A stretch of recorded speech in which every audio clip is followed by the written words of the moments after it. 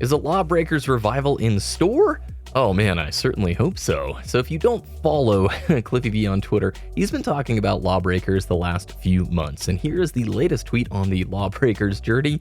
Update: my friend who has his own studio and is interested in a revival of LawBreakers has my LA lawyer on retainer to negotiate with Nexon for it. Stay tuned.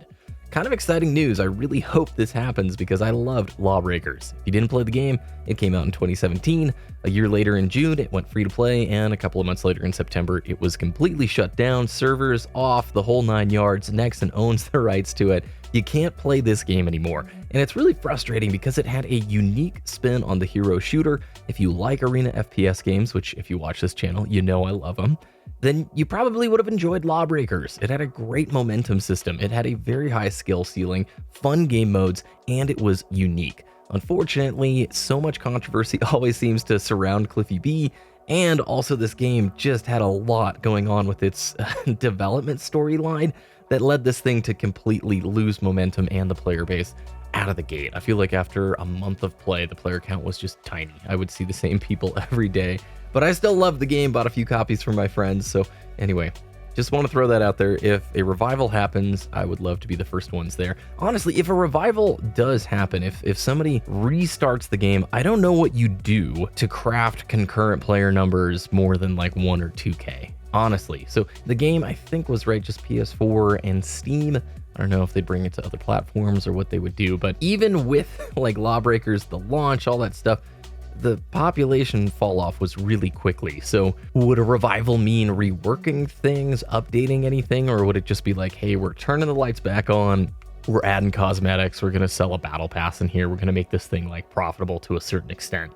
Because really, you tell me in the comments, is this the kind of game, looking at the footage, that you would be interested in playing? I can tell you what, the game modes were really fun, the heroes themselves were quite unique, and like I said, the skill ceiling was very high. If you came from the older days of FPS PC gaming, you will remember, right? Old arena shooter games, tough to get into, but man, they're very rewarding if you put the time and effort in. That's really what I felt like LawBreakers brought to the table. Now, I avoided all the controversy and the elements surrounding it. I really just dove into the game for what the game was and had a very good time with it. Sometimes you'd get stomped, sometimes you'd do the stomping, and otherwise I thought it was just rock solid mechanics. All of the heroes themselves too had pretty detailed kits and brought in elements from long time FPS games and kind of innovated it in a unique way. Granted, I think they set their targets pretty high with Overwatch releasing in the same time frame.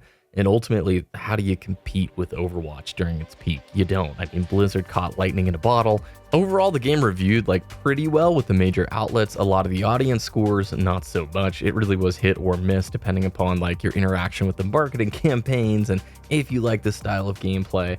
Cliffy B has mentioned, though, that he would not be interested, right? If this game gets something in this universe, an update, a second game, whatever, he would not be interested in being a CEO or a lead designer. I mean, I think Cliff retired after Bosky shut down, but he did mention that if a third party wants to resurrect it with Nexon, he's down to consult for it. So that's kind of cool, and just an update on that front.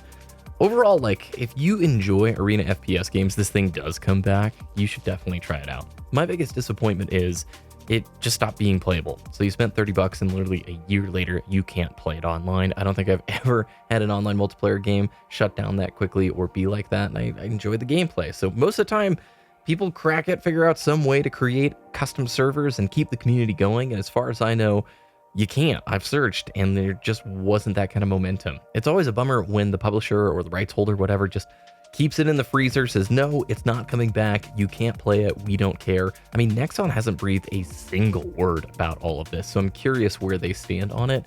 The game had solid microtransactions, cool cosmetics.